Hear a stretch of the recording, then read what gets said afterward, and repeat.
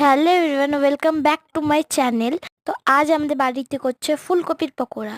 এটা তোমরা কোনোদিন ট্রাই করেছো কি? আমি এটা ফার্স্ট টাইমই ট্রাই করছি।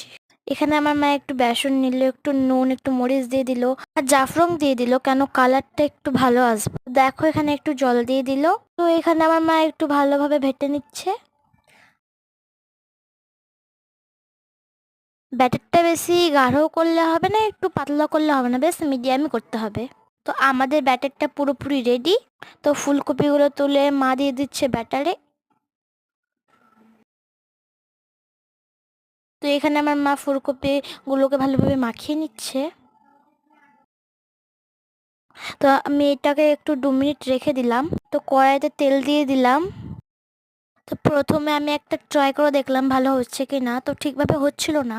আমার মা আর একটা ছাড়লো। আর এইটা অনেক ফুটছিল, তেলটা গরম হয়ে গেছিল বলে অনেক ভালোভাবে হচ্ছিল।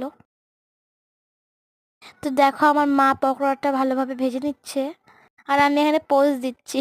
তো পকোড়াটা অনেক লাল লাল হচ্ছে এবং অনেক সুস্বাদু হচ্ছে। তো পকোড়াটা থালির মধ্যে রেখে দিলাম। আর এখানে আমার বাবা পকোড়াটা খাচ্ছিল। বাবা জানেন না যে ক্যামেরাটা অন ছিল। তো আমি বাবাকে জিজ্ঞেস করলাম, বাবা কেমন হয়েছে? তো এটা আমি ট্রাই করে নিলাম। তো দারুণ হয়েছিল পকোড়াটা। তো আজকের মতো